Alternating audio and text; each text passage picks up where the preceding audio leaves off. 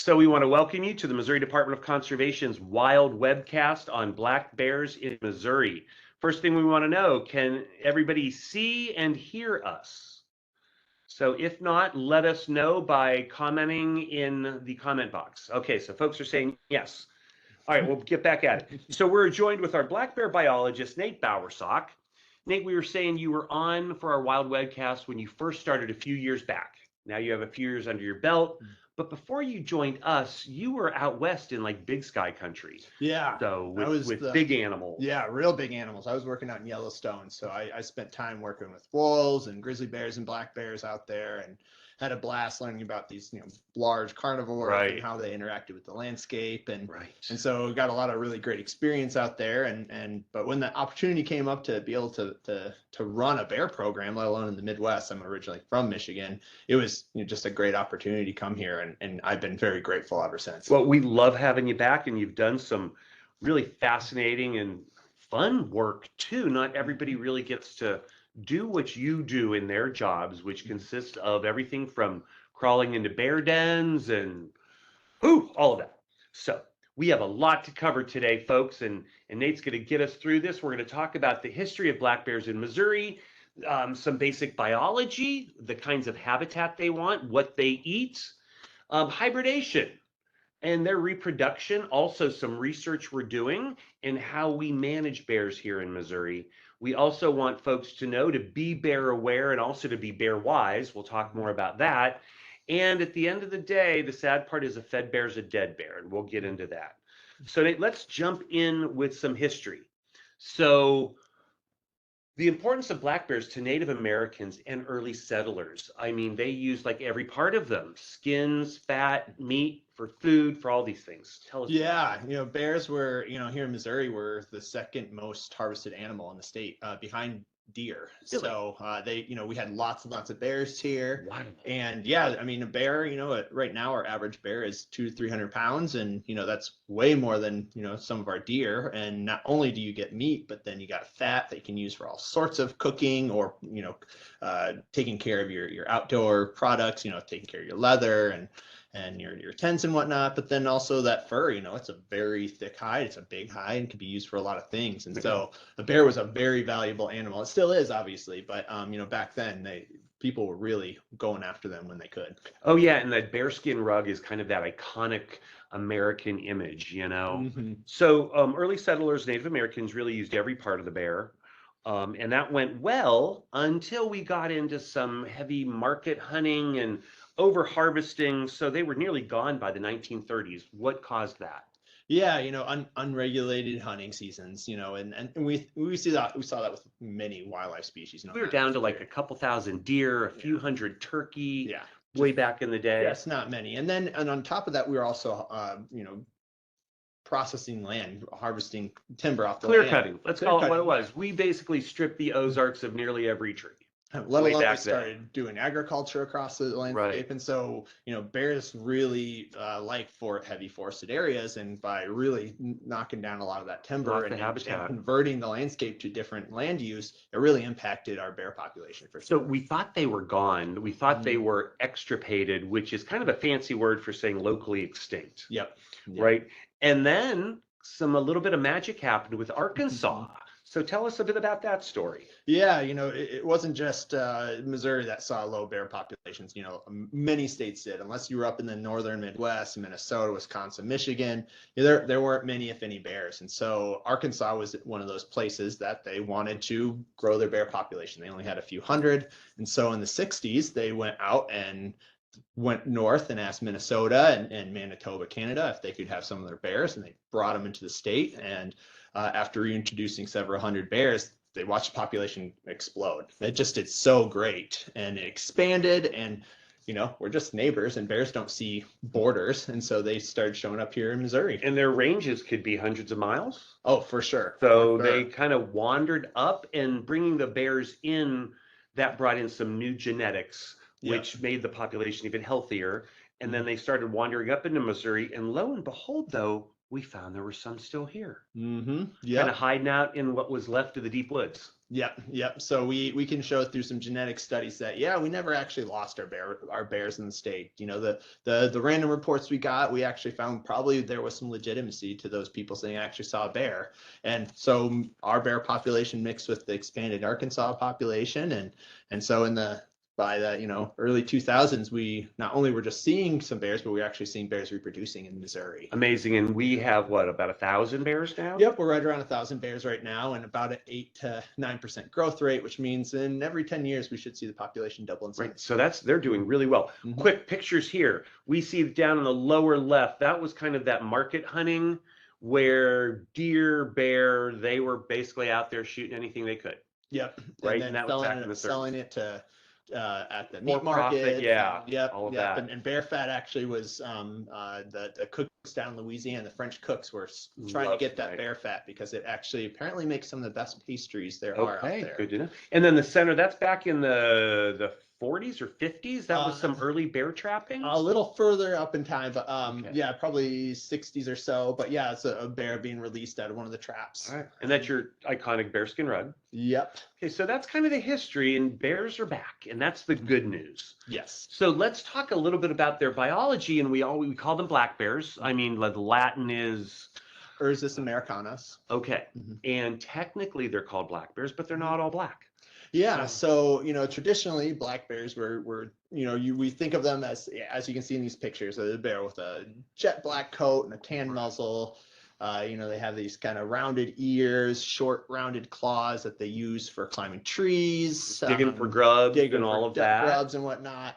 And their sloped forehead, and so they're they're very iconic. But we found that over time and in different places the country, the black bears actually have different color variations to their coats, and that we could go into the weeds why that is. But a big thing is the coat color can definitely vary, which is really great. And one thing we're seeing here in Missouri is we have a lot of variation in our coat colors. And traditionally, we probably had mainly just black coat color bears.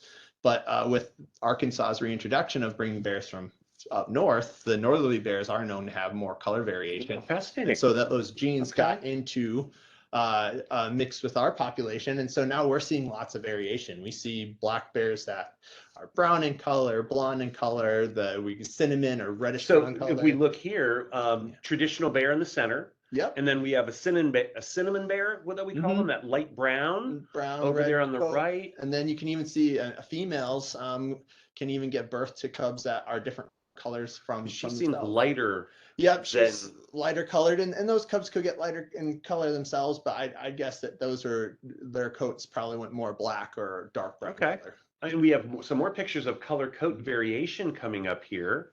So we talked about bringing bears down from Canada. This is one of those photographs where there's a tan, blonde.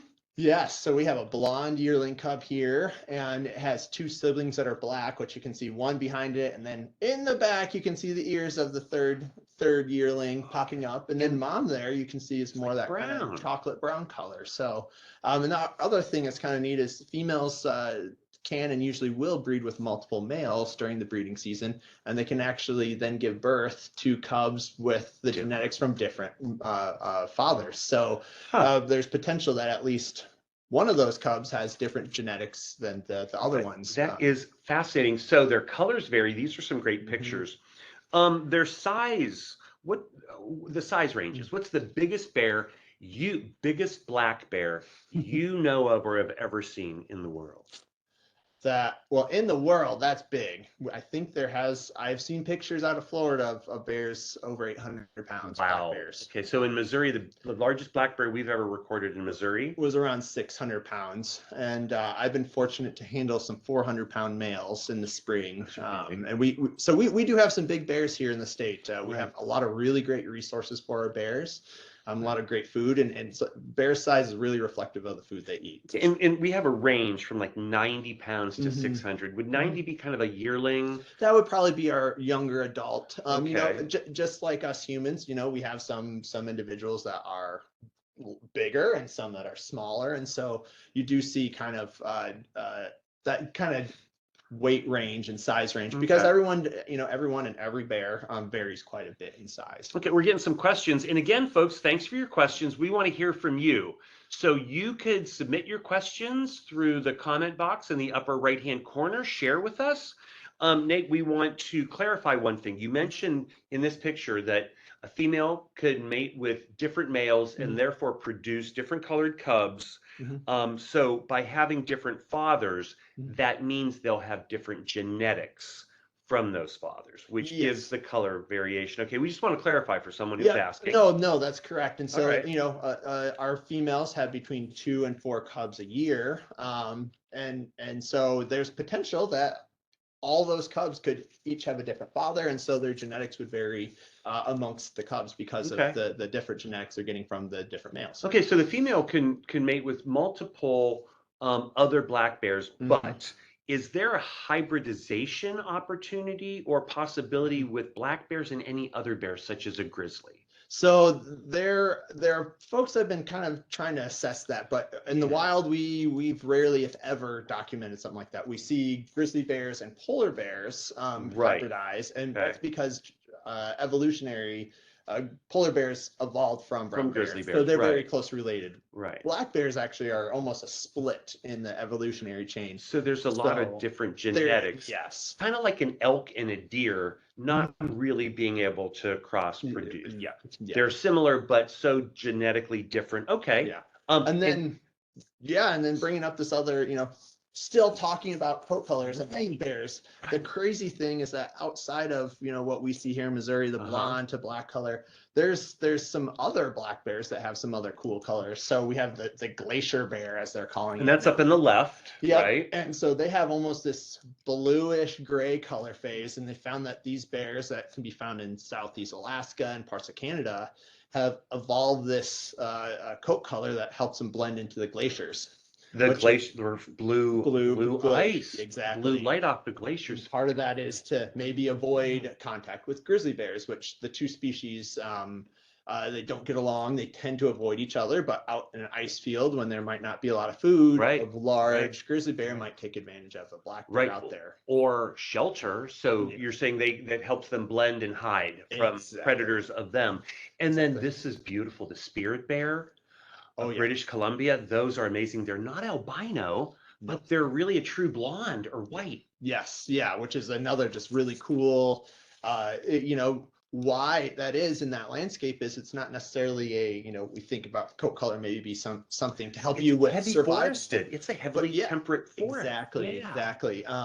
But for whatever reason, these bears are just like jet white and they are not albino. They do not exhibit the features of an albino animal, and so it's just another really cool color phase that black bears. Fascinating. So we know now not all black bears are black. They can go from black to white and a lot of in between. Okay, their senses and the sounds they make. Talk to us a bit about what's their best senses, their least senses. What kind of sounds are you going to hear? Yeah, so a bear's sense of smell is just its greatest asset. It's probably has some of the best, probably the best nose of any terrestrial mammal that we know of. So better than any blood tracking dog there is. I mean, if we could train a bear to sniff out, drugs or bombs or stuff like that at the airport, they would do better than pigs. Even? Better than pigs. Wow. But you can train a bear. They're a wild animal, and it's just not something that'll happen. But they use that nose to find food, and they're very adept at finding food in all sorts of different places.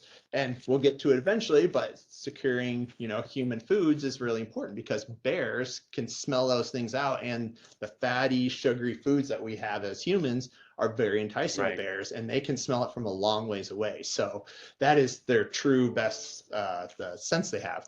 Now, their eyesight and their hearing isn't bad either. It's probably as good, if not slightly better than ours. But if we think about it, we're very reliant on our eyes. Our eyes are very developed. We've trained them to do, to see things, to observe things. So, but bears, on the other hand, they're relying on their nose. So they don't have to spend as much effort worrying about seeing things, hearing things. And also you got to consider black bears are probably one of the biggest things on the landscape. So they're not worried about something stocking up on them and hunting them. So needing to rely on sound, say like a deer, they don't need to do that. So again, it's it's still good to make plenty of noise when you're in the woods hiking to make sure bears know that you're there. But you have a lot greater chance of stumbling upon a bear in the woods because they're not as scared of noises around them. Right, but they'll smell you, and if they smell you, they want to get out of your way. They avoid people. Okay, so eyesight. Are bears colorblind, similar to dogs or cats? Do they have different visual? I mean, we have 3 rods in our eyes that let us see the whole spectrum. Dogs and cats have 2. How are bears? Yeah, I'm not sure on the amount of rods and cones in the eyes, but my understanding is they have pretty good vision. So I think they can see most of the color range. But again, when you're not as reliant on seeing the different variation in colors, not as reliant on it, it's not as important.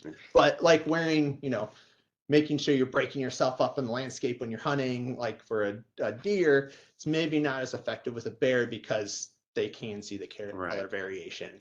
But we know humans still can be confused by camouflage just as much as any other critter. So and it's probably not dependent, but bear also, their habitat, we'll get into that more, but it's usually heavily wooded areas where you can't see real far through the woods anyway. Yeah. But you could smell and you could hear. Sure. Right.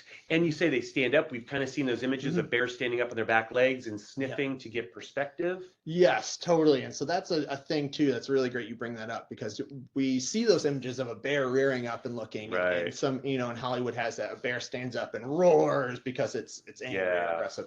That's Hollywood. Bears, when they stand up, they're trying to figure out what the heck is in front of them. If they smell something they don't know, they'll try to stand up to get a better view, just like we do when we don't understand something. We stand up, we try to look at what's going on.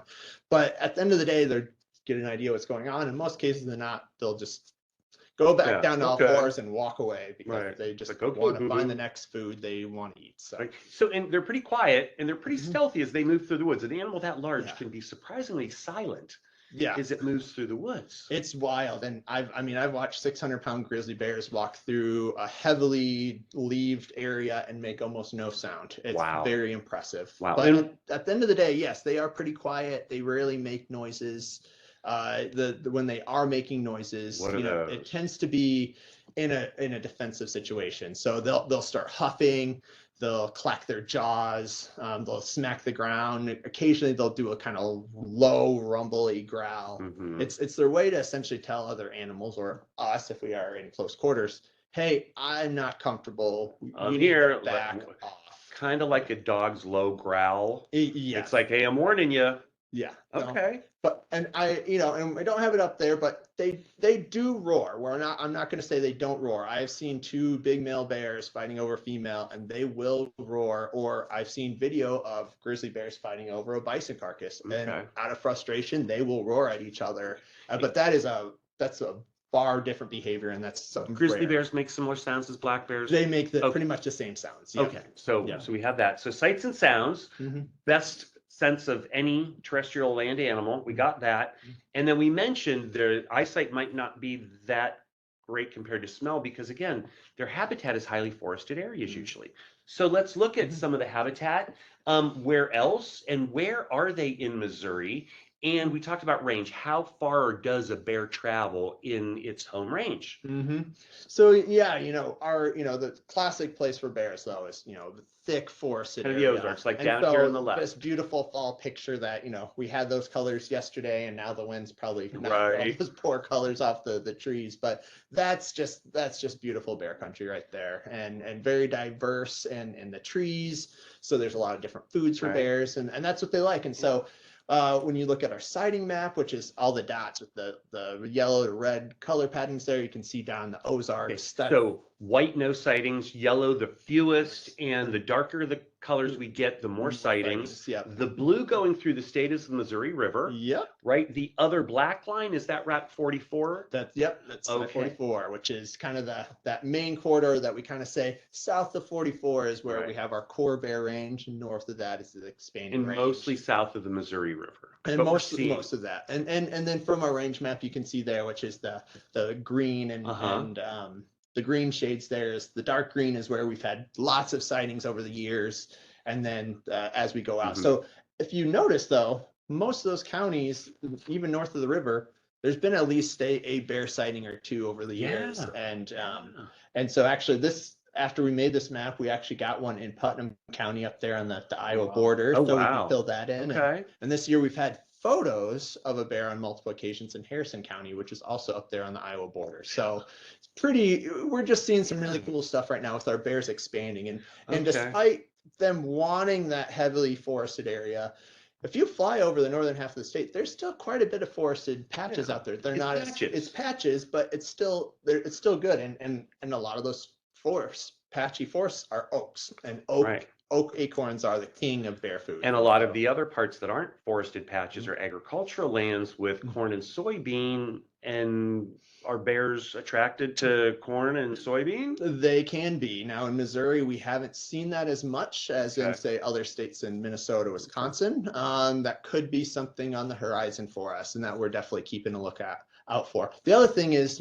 our wild fruit. We see lots of wild fruit, Right. lemons, raspberries, blackberries, currants, and we do see those throughout the state. And so if you got acorns and you got that soft mass, the fruit, bears Bears are loving it. it's a good spot for a bear. Right. So that it's, a lot of Missouri is good bear country. Have we seen, looking at the map and what you recently mentioned, are they moving more northwards? I'd say they are. And, you'll notice if you go up towards that St. Louis area, Mhm. we are seeing more and more Big activity concentration up there. Okay. And part of that, I mean, you drive around, especially the western side of St. Louis, we have a lot of forest there. There's a Yeah. lot of these neighborhoods that are very fortunate to be built right into the forest. And so, we had 3-4 bears that showed up in the St. Louis region and caused a little bit of a stir, which can't blame people seeing Right, when them people out see there them, running it's, around. yeah, wow. But those bears luckily found their way back to the woods. But even the Kansas City area,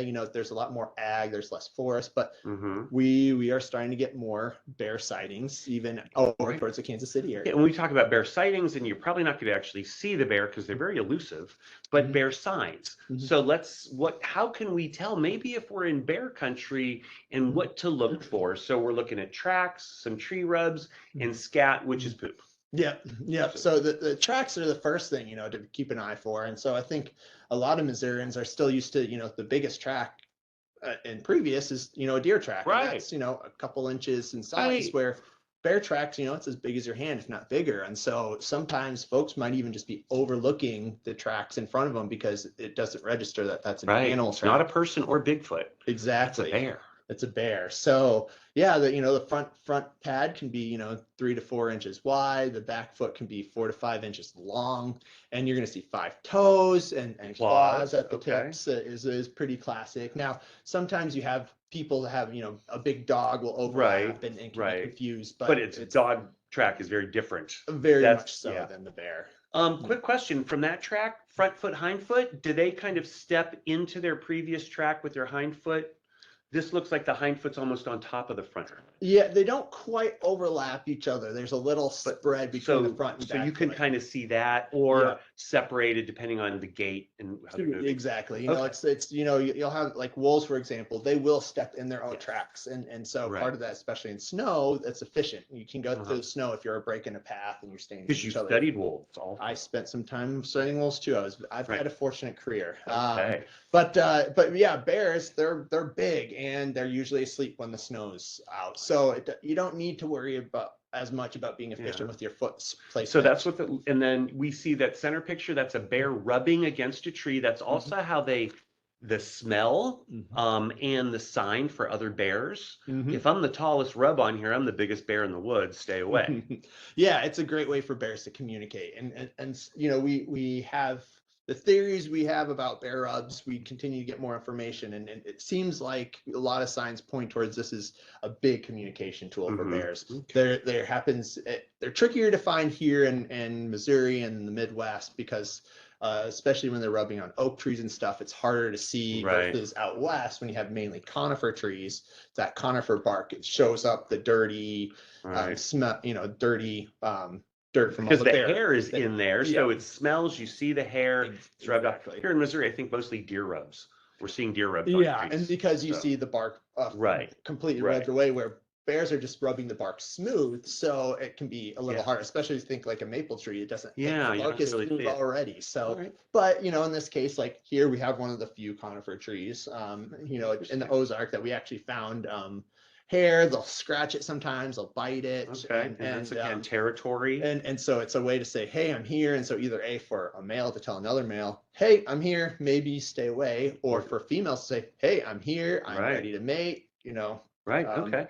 And then we're going to get more into scat, but Mhm. that's a picture of it, and you say it's squared off. Yeah. Like the ends are squared, and it's complex. We're going to get into that more. It's based on what they eat, right? Yeah, yeah.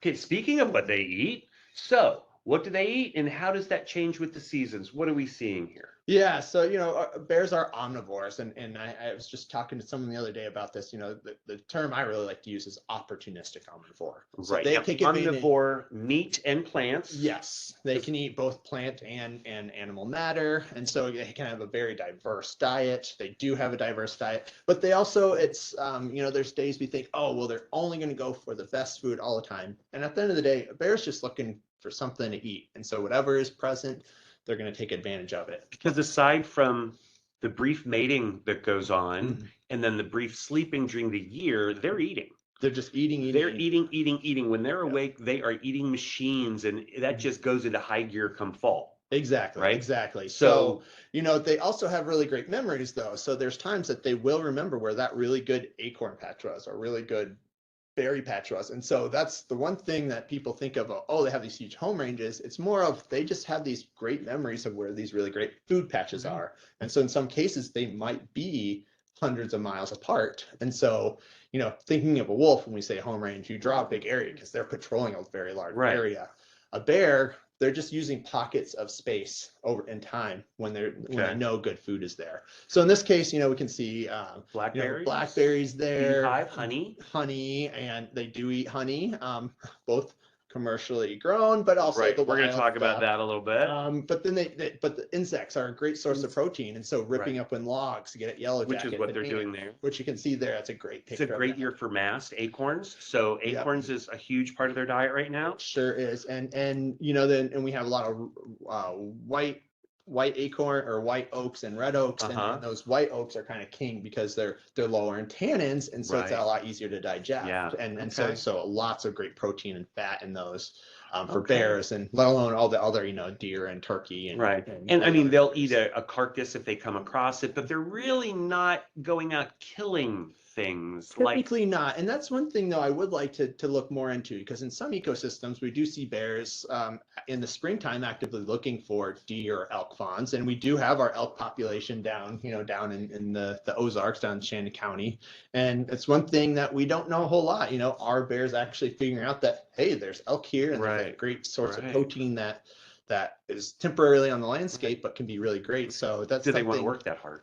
Yeah, and that's just the thing, is some bears figure out this great food source and they'll put the effort in, and others are just like, hey, if it's there, I'll take advantage of it. And otherwise, acorns are great. Yeah. Right. And we know what goes in must come out. Yep. So let's look at that again. And we have some very interesting examples here. Yeah. So, scat, they eat various natural foods here. So tell us kind of about that. And then what are we looking at here? Yeah, so, you know, scat is just so from a biological sense, it's such a great tool for us to learn about bears. You know, you can tell how recently a bear's been in a place by how fresh that scat is, but then we can see what they're eating at different times of the year. And so we typically see, you know, in the springtime, there's not much available except for a lot of grasses and forbs. And so that first picture with the measuring tape there, that's a pretty classic bear scat from a bear eating a lot of plants. It's pretty uniform in color, and if you were to break that up, you'd mainly see just grass. And their digestive system is very simple and similar to ours. So they'll eat lots of grass, but it doesn't break down very much. Right. And so it's easy to find. Kind of like corn with us. Well, right? Okay. Yeah. Good to know. And then, you know, we move to the next one. That's a nice pokeberry scat there. That's really kind of pretty, right? In a weird sense. It's so bright red. Yeah, and pokeberries, that's a big food for a lot of species. Doing bird work, I pulled birds out of nets to ban them, and they would poop pokeberry all over you, and you can never get that out of your clothes, but it's so darn pretty. Gorging on that. So they find that patch and they are gorging on it. Okay, and then on the far right, Yeah, and then on the far right, once we get into the later season, we have our acorns, but then there's still a lot of fruits that A have lot of bigger pits. blackberries and Yeah, and persimmons. persimmons, and so the pits. So this is a really good example of a scat with a lot of uh, fruit that has big pits in it. And so again, you can Okay. see Right, what's and in it was there. similar to the spring one, except it had the big pits in it. Yep. And then here, bears unfortunately also go after some human provided food, even if Yes. it's indirectly. And that includes the corn and the birdseed people put out Yeah. and chickens. Yeah, so we can see, the center picture there, that's actually a landowner called because a bear was showing up on his property. And as we investigated, we found the bear was getting into chicken coops and getting into the chicken feed. And so that scat there is just full of chicken.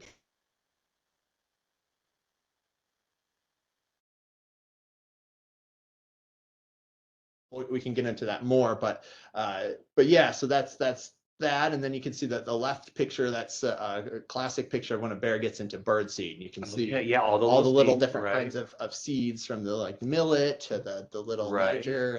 And then on the right there, the picture with the knife, that most of these pictures, I'll give a shout out to Josh Wisdom, one of our damage Perspective. biologists. He did a really great job putting, Yeah. giving us a measurement tool there. But yeah, his knife sitting there next to a bear that got into a wheat field, and so you can see Okay, so we see that. the wheat grains there. And so yeah, the scat can just be a really great tool for us to look into these things. And yeah, when someone calls to say they're having conflict, that's one thing we do a lot, is first, can we find scat and see what's in it? And many Okay. cases, if a bear We could truly is tell from getting that. into issues, we Okay. can see, oh yep, for sure this bear is getting into the bird feeders. Or hey, someone's complaining this bear's showing up, and then we Right. check the scat and it's full of acorns. We say, well, maybe something else might be going on here, and Right. shouldn't just be Yeah. blaming the bear for something that's going on. Okay, good. And hey, I just want to let Lisa and Rick and Jacob know we're getting to your questions as we go through this, because we're talking about those topics coming up. So, I mean, classic. We think bears, and we always reference hibernation.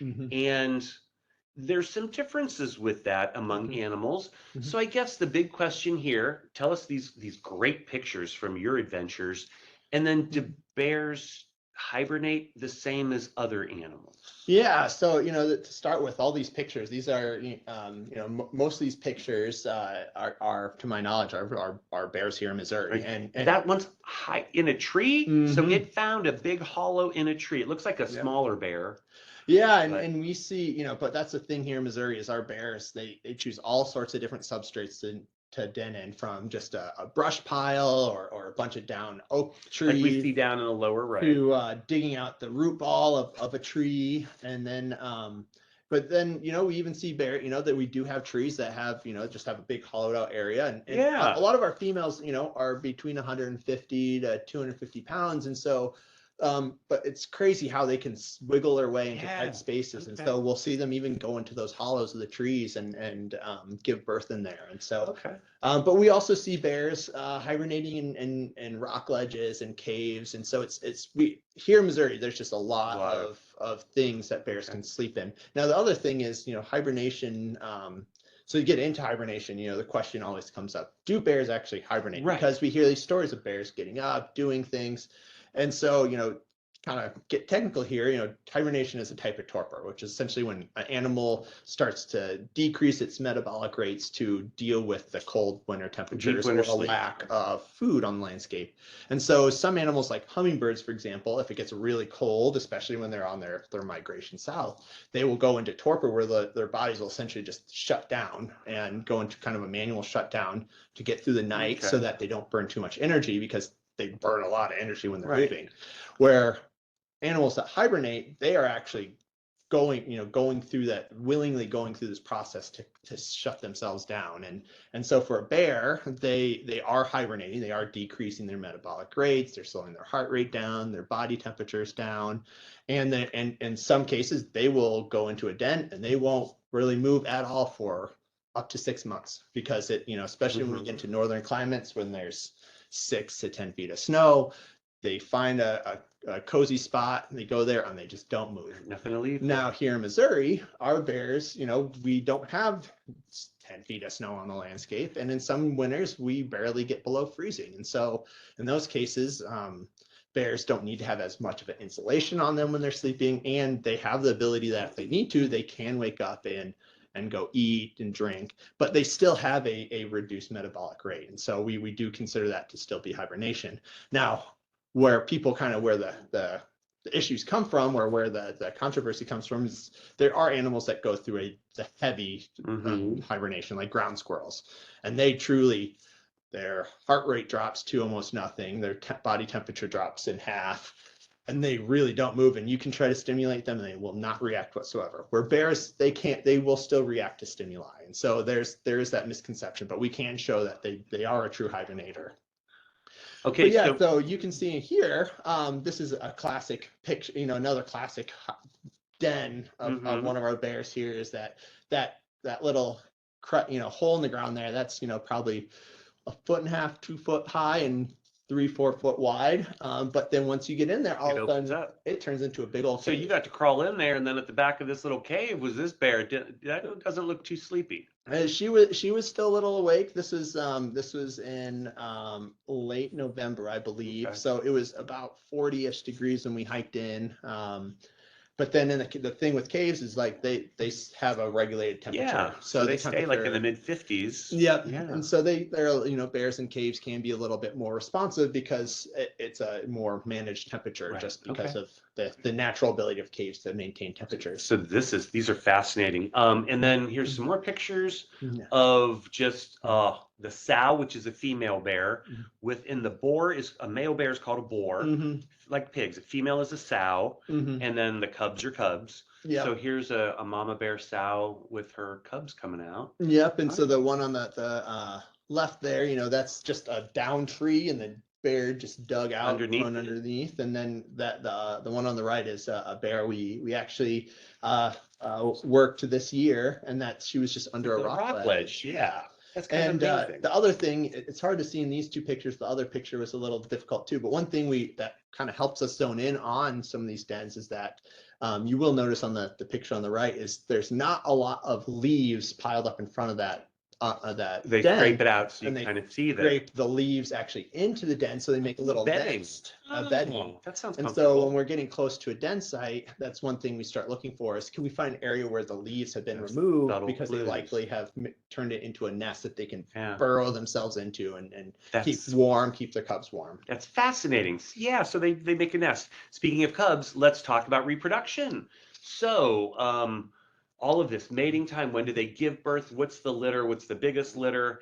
How long do they stay with mom? Because sometimes we'll see these pictures of a female bear wintering over in a den with cubs that look a little bit big for being newborns, and then others with these tiny little babies that come out in the spring. So tell us, Nick, what's going on? So yeah, we see our bears tend to mate in June, and sometime June into early July, and then our females, what bears usually do is something called delayed implantation. So they will mate in June, July, and then that fertilized egg will not embed in the uterine wall until they actually go into the den. So they delay the implantation of that fertilized egg until they go into dens in November, December. And then how long does it take for that fertilized egg to be? Between 6 and 8 weeks, it'll then develop, and then these little itty bitty bear cubs that are probably less than an ounce will then be born, and then they will crawl up to the mother's teat and just start nursing, and so potentially go to sleep with no cubs and then wake up with these 5-10 pound cubs. Okay, so Nate, mama's sleeping, she gives birth while she's sleeping. These cubs, how big?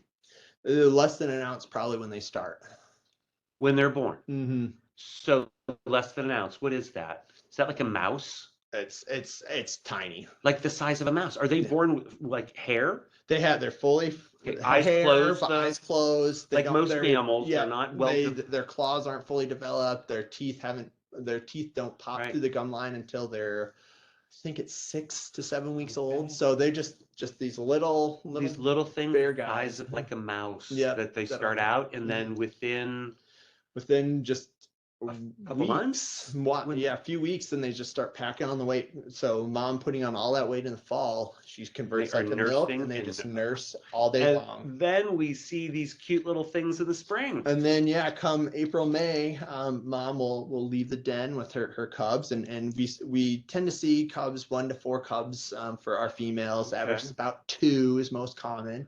And yeah, they'll come out in April, May, and then the mother will still be nursing the cubs, but she'll start teaching them what are foods to eat. And so that's where this kind of learning process starts right away. And by July, they tend to be weaned from milk and are eating the same foods that mom Right, is. but they're great moms because mom keeps them around, keeps teaching them, and then these cubs will then den with her that following winter. Yep, that's correct. And so they will den their first year with their mother, and then they come out the next year as, what we refer as yearlings. Right. And then they have to disperse and go mom off on is their like, own. okay, I'm done with you. Yeah. And this varies from grizzly bears, for example, because they'll keep their cubs for 2 to 3 years before they send them. Okay, but our black bear, about a year Yeah. plus the following spring, they kick them out Yeah. because then that spring, summer, they're going to mate again. They start it over again. Exactly. Okay. Largest litter recorded? Any idea?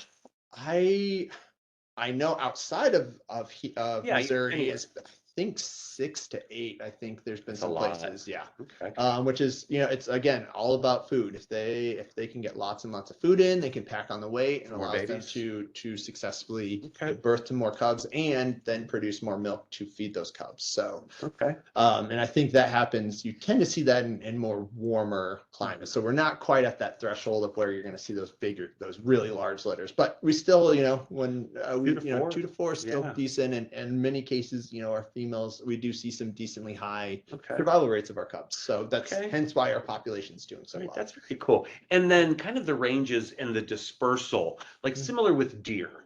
When does give birth, when the fawns grow up, the bucks tend to move out of the range. The other females tend to stay close to mom's home range, and I understand that's similar with bears. Yeah, that is. And so the female cubs, they'll stay close to mom's natal range. Natal range, which is that kind of birth range where they were born. Yeah. Okay. And part of that is just, they have the comfortability to be around mom, but also the females don't have to worry about, they're not competing. They're not competing as much. Where the males, the only time bears are really territorial is over reproduction. And so those younger bears, they would not stand well against males that are looking to mate. So they have to leave the area. And it might also be an evolutionary trait to avoid inbreeding. Yeah, that's kind of nature's way of preventing like bad genetics by getting new genetics and all that. Okay. Exactly. Fascinating. So reproduction, and then mama with those cute babies. And we were getting back to family life. So this is adorable. This is what we saw earlier. Yeah. Right. Yes. So that bear coming out of the ledge. These are some daytime pictures. For 2 cubs. Yeah, and we actually, with how she was in this rock ledge, we were actually able to locate her via her collar and actually check her this den season. So we actually gave her some drugs to immobilize her, because even though she's in that hibernation mode, she still can react to activity. Those are big sharp claws. Those are big animals. That's a big mouth. Yeah. So we gave her some drugs to immobilize her, and then we actually went in and pulled the cubs out so we could assess their health, assess mom's health, and then we actually put little microchips in the cubs so that if we ever catch them as adults, we know that hey, on March 23rd we had microchipped this bear, and then say in 2030, we catch it in a trap and we get a chip. Hey, we know where you're from. Yeah. We handle that bear. And then you set up a trail cam outside of this den to get further information. Yeah, to make sure those cubs survive and watch mom nurse them. Because unfortunately, the life of a cub is always hard. It's hard to rear cubs. And so we have some cases where it's a deep cave, and so we can't see in there. And so we set up the camera so we can see how many cubs come out when we can't get a good look at them. Right. Nate, I will tell you, just on behalf of me and everybody, thanks for the work and just these pictures, because this is adorable. When do you really ever get to see this? When do we get to see something like this? So thank you, Nate. Let's get into research, how we come across all this information. We're doing this with hair snares. It's so beautifully simple. What's involved? Yeah, so hair snares is kind of the gold standard for studying bear populations. This is just such a great tool that's been proven to be a great way of estimating a bear population. And so essentially what this is, or what hair snares are, is a strand of barbed wire that's stretched around 3 or more You trees can to see make on an the front, enclosure, which you those can 3 see there. trees. And there's, yeah, you can see the flagging on the trees. And then in the middle, we kind of make a little brush pile to make it look like something's different. And then we'll put some sort of smelly scent in the middle. We don't want to give them a food reward, but we do want to entice them to come in. And again, explore. that nose of theirs, you put something that smells different, they're going to go check it out. So with human intervention, you're getting them to be curious, but you're not rewarding them with food. Exactly. Because again, a fed bear's a dead bear. We don't ever want to feed bears intentionally, or even unintentionally if we could help it. Yep. So snare hair. Yep, and then they crawl over that barbed wire, Okay, and then the hope is that it pulls some of the hair out. In most cases,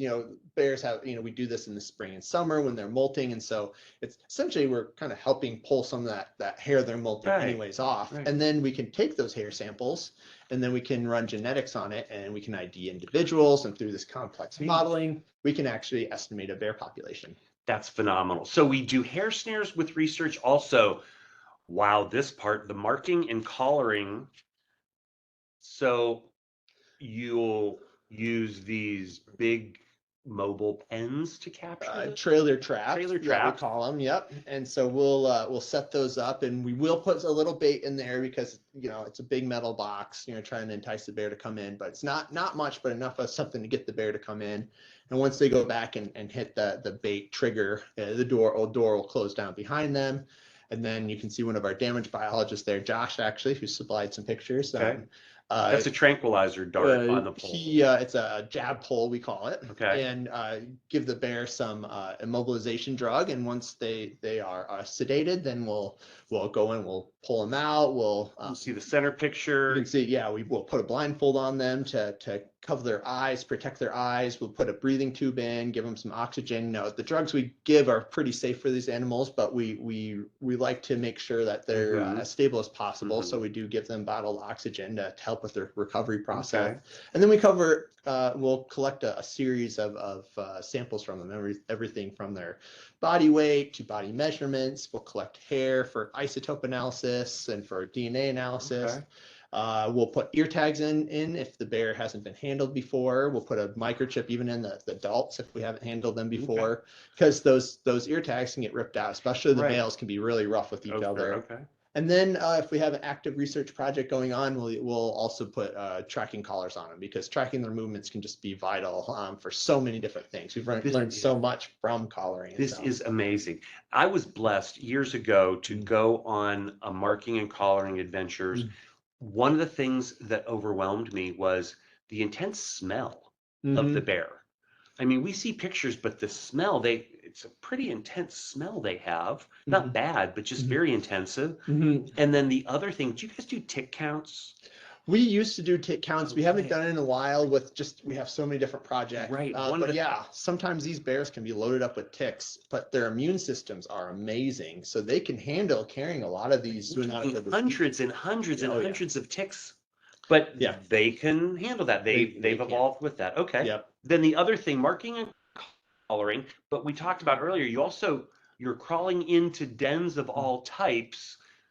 So the marking and collaring is throughout most of the year. The den checks are those over winter, I take it? Yep, in the winter time. And that's so for the females that are collared, we do try to locate their dens, and this is part of our reproductive studies, and we want to study how many cubs do the bears have on a regular basis, how many of those cubs survive to at least being a yearling, and how many of those yearlings maybe move on. And that's how we can track changes in the population over time. And so, and then marking those cubs with the microchips so we can see how old, these animals are. And we collect a lot of really just great information too, how, especially the females, like most cases, they should have a lot of fat on that. And if they don't, is that impacting the cubs? And usually does. If they don't have much fat on their bodies, they likely don't have cubs, or they'll unfortunately lose their cubs. But usually, like this female, she was very large. She was actually so large, we ended up not getting her out of the den because it was just going to be Like, too much. too big. But Yeah, she was a beautiful animal. that is beautiful. And those little babies there. And the cubs. So I would have, yeah, she was very healthy. Her cubs were very healthy, and they all came out of the den together once it warmed up. And beautiful. so it's great. But yeah, you can see the measurements we take on those cubs, and just do a lot. There's a lot of care that goes into this. All right. So Nate, all of these, the tracking, the collaring, the pit tags, this gets back to movement. So you're able to track movement. So briefly here, that's the movement of one bear. Yeah, so that far left picture with all the dots, that's an example of one of our collared bears. Okay, and you can see that she was staying in the wooded area. There's those open areas the bear could go in, but that the bears really do prefer those forested areas. And this is a really classic example of that bear could have easily cut through those open areas to move around, but yeah, they stuck to the woods. So the great thing is we can take that information and use a habitat map. That one in the middle there, that's a habitat map where the green areas are forested areas, the blue is water, and then the orange areas are developed areas. Just kind of overlay it and see the movement together, and then we can generate this habitat suitability map, which essentially predicts where the best bear habitat is in Missouri. And as you can see, there's a lot of green in Missouri, and no surprise, our higher bear numbers are out of the woods, down in the Ozarks. But as we're seeing bears moving north, we can see, there are plenty of places that still show that there is quality habitat for bears to utilize. So all of this research and everything we do, it all has to really kind of gel and come forth in something that, an overlapping, a main thing, and that gets us to our bear management plan. So all this research and everything you're doing, that's being put into a plan, again, how to manage bears today and into the future.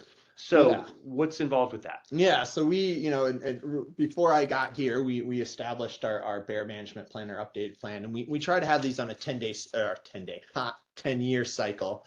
And this is where we have 10 years to kind of guide what we want to do and see the direction of our bear population. And in 2029, we'll probably start reviewing everything and start writing our next bear management plan based on all the information we've collected over the years, from our collaring, from, we do so many different surveys from just regular citizens on their views on bears, but also our bear hunters.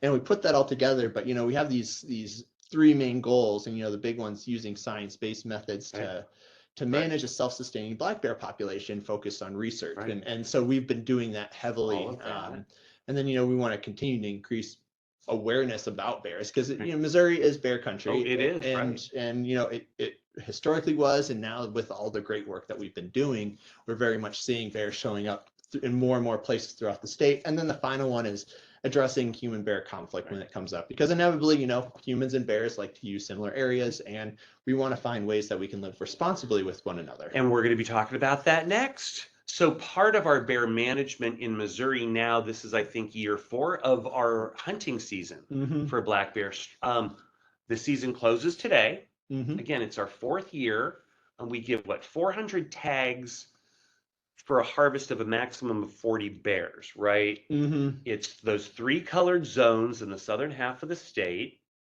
And then it's a hunting tool, but it's not a management tool right now. Yeah. Explain that briefly. And so right now, with our management plan, we're not seeking to limit our bear population. We want to see it continue to grow. But with our increased population, we know that our population can handle a limited harvest. And so we have a very avid hunting community here in Missouri. Bears are hunted in many of the places that they currently live. And so in 2021, we established our first hunting season. And we essentially found that if with our season, our bear population could sustain 40 bears to be harvested during the season. But at the same time, we're not necessarily looking for all 40 bears to be harvested. So our season is limited in many factors, spatially and in time. It's only a 10-day season. Right. And so how are we doing? And so this year we had the most bears harvested so far. We still have there's still a daylight today for hunters to harvest a bear, but right before we started today, we're now up to 15 bears. Okay. So we're not quite halfway to that quota, but we're not looking to hit that quota, which I think some folks kind of Right. misinterpret That's that not a we're goal. That's the maximum. that's the max we want to allow Right. to be harvested. Okay. And so, bear hunting in general, it's about an opportunity, and, Right. and there's a lot of folks that have been wanting that opportunity Right. and been very excited to take advantage of it. Right. Okay. Folks, we'll be giving you more information on our final bear harvest tomorrow. So look for some additional news from us. Okay, Nate. So let's be bear wise and be bear aware. So we have some questions. Lisa wants to know, I live a few miles east of Springfield. Do I need to be wary about securing my outdoor trash cans? Rick wants to know, are there benefits of having a bear on my property?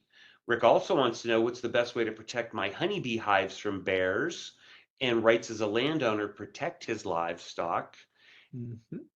And then Jacob wants to know, is there a time, we'll go over these again. Is there a timeline for raising the harvest quota?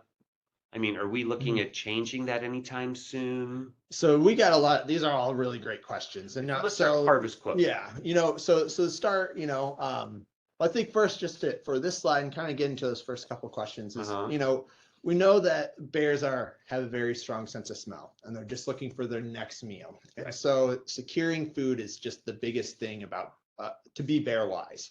And so that's, one, not trying to feed bears, not unintentionally feeding bears. And so if you have a bird feeder, if you have bird feeders out, if there's bears hanging out, maybe bring those in or hang them a lot higher, or putting electric fencing around the area that the bird feeders are at. If you have livestock of any sort, again, whether it's chickens or, bees, again, electric fencing is a great tool, considering it's the long the short. It's an inexpensive tool that will keep not only bears, but probably quite a few other predators too that might be interested in livestock. Bears are strong and smart. They are, but nothing likes to be shocked, whether you're a person or an animal. And so it's a very effective tool. But also, your grills, your pet food, any of those things, whenever you can secure them within a locked setting that is difficult to get into, that really helps. But folks that live in bear country, especially the core range, it's, we definitely encourage people to look into using bear resistant products. There are trash cans out there that have lids that bears can't manipulate or have difficulty to. We never say something's bear proof, because bears are very smart, or just wear and tear of time can break things down. So like pet food, grills, trash cans, secure them. If you could put them in a garage or something is helpful, because that's one more barrier. Yes. And again, a bear's opportunistic. If it has no resistance, it's going to go for it. But if it has to work for it, it may go elsewhere. Exactly. Or if it's garbage day, and you don't have a bear resistant can, wait to put your trash out until, right before. Yeah. Because at the end of the day, a fed bear's a dead bear. Why is that? It's because, bears are looking for easy meals. And if they start to figure out that there's this easy food source that they don't have to spend a lot of time on, they're going to keep returning. And so I think someone told me that a bird feeder can supply a bear with the amount of calories it needs in a day and hitting up one bird feeder versus spending the whole day foraging. And so that's, if you think your whole day is spent foraging for food, and you can hit one bird feeder up and get all that in one hit, why wouldn't you keep on coming to that same place over and over? Well, but the problem with that is, once the bear associates people with food, even if we track that bear and relocate it far, far, far away, it still associates people with food. So it's going to look for people and food. Exactly. So no matter where you move this bear, once you've created that problem, it's very difficult for that bear not, which is why a lot of times we usually have to put them down. Yeah. Which is so sad. Yeah, it's unfortunate. So, but with that though, that the question that was brought up, what are your rights to protect your livestock? I mean, with any sort of wildlife situation, if your livestock or a person's life is in danger, in immediate danger. Exactly. Yes. Good, Joe. You do have the right to protect yourself or your livestock. And, So, but if you do have to do so, you definitely need to contact the department soon after, so that we can go through the process of reporting that properly. Right. So just to be clear, if you find a bear attacking your chickens or being a threat to you, you could defend yourself. and that basically means you could shoot it if necessary. Mhm. But if it's just a bear on your property, Mhm. no. Yeah, So the just first because thing it's you do, there, you can't. call your Yeah. conservation agent. Yeah, and Okay. give us a call because we have our conservation agents and Right, we have our okay. damage biologists All right. that Okay. that's what they spend time on doing. Okay, so folks, we're at 1 o'clock. We're going to go a few minutes over. We apologize. Benefits of having a bear on your property. No, bears are just great for the ecosystems they live in. You know, they are great at spreading. They're good For seed nature, dispersers. yeah. Okay. So all those berries they eat, they help spread them across the landscape. If Okay. you have dead down debris, they're good at breaking that up and helping the Okay. recycling process of trees. And then dead animals in the woods, you know, Right. they will feed on that, and so that helps clean up the woods. And so they have a lot of Okay. ecological benefits. And having them on your property is probably a good sign that you have a healthy forest on your property. So they're good to have. However, we want to limit bear encounters, and that's usually during the fall when a lot of people are out in the woods hunting or hiking or doing anything. A lot of times you might have your dogs with you, things like that. So let's quickly go through limiting fall bear encounters. Mostly involves dogs. Yeah, the two big things in my mind when you're out there in the woods, whatever time of the year it is if you're out there with your dogs and you know it's bear country, you should probably have them leashed. Keep them The on a most leash. common Right. incidents between humans and bears is Right. dogs off leash, bear goes to get into it with the dog, and then someone tries to step in to separate the animal. Dog. But if your dog's Yes. on your leash with you, the bear is not. It's Dog's likely going to not want to going defend you by attacking the bear. So that's never good. Yep. And Make the other one noise. is then surprise encounters. Yeah. And so when you're hiking anywhere and you know there could be bears, it's good to just make some noise. Clap your hands, whistle, sing, talk loudly. Right. Wear bear bells or something. I tend not to tell people to carry No. bear bells. They're not very effective. They're not Okay. very loud. But Okay. clapping your hands and singing, that has a lot more. Right. And then again, watch while you're driving because vehicle collisions are increasing, especially in forested areas. Pay attention. Bear, deer, turkey, anything. Stuff's crossing the road. Yep, this time of the year we see a lot of wildlife movement in the woods, and yes, there's a lot of acorns this year in the woods, so animals are in the woods, but with the kind of drier conditions we see this fall, animals are still moving quite a bit to try to find water sources. So yeah, definitely at night, make sure you slow down because whether you're hitting a bear, a deer, or anything, there definitely is a higher likelihood of that. And again, we talk electric fencing is great to protect livestock and beehives and things. Keep your pet food and grills in bear resistant containers. We've talked about that. And then if you do see a bear, we want to hear about it. So so on the MDC website, you can find mdc.mo.gov/bear reports. You can report your bear sightings to us, and this is great information for us. It allows us to see where there's bear activity in the state. Pictures. If you're getting pictures, and then even if you're having conflict, if you have a bear coming into your bird feeders, let us know, and we'll get the appropriate staff out to help you out with that. You said we have damage control biologists who specialize in minimizing or preventing damage between nature and people. Exactly, and they have a lot of experience with these, and they are here for you guys. So, but we can't do anything unless you tell us about it. Unless we know. So let us know. Report your bear sightings, please. That just helps everybody. And then if you want more information, again, we talked timeline for raising the harvest quota. It's sticking around where it is for now. Yeah. Oh, yeah. That question. Sorry. There's so much going on here. So the big thing is, right now our hunting season is about hunting opportunity. We're not looking to limit the bear population. Now, given, we have 4 years of current regulations, we might make some adjustments of the timing of it. We might increase some tags. But right now, the amount of bears harvested is probably going to stick at 40 for a while yet. But we are likely going to see some changes, which will increase opportunity. Okay, good. And then we mentioned earlier, Mike wanted to know, when do they begin hibernation? Is it like November, did you say? So traditionally when we've had cold start in October, we have seen late October, but typically we're seeing, mid-November for females and mid-December to early January is when we see males hibernate. Right. And again, we looked at the map. There are some bears north of the Missouri River, and we're seeing them throughout most of the Missouri. So yeah, even if you're up in the Northwest area, still be bear aware, be bear wise. It's important. And folks, if you want more information, we used a lot of our information from Black Bears in Missouri, our free publication on the left. You can get more information. Bears Through the Seasons is what we use for our Discover Nature Schools kindergarten level. So we're teaching little kids about bears. And then for bear hunting, if you're interested, we have our annual digest. You can go to your local MDC office or nature center, or go online to mdc.mo.gov for more information.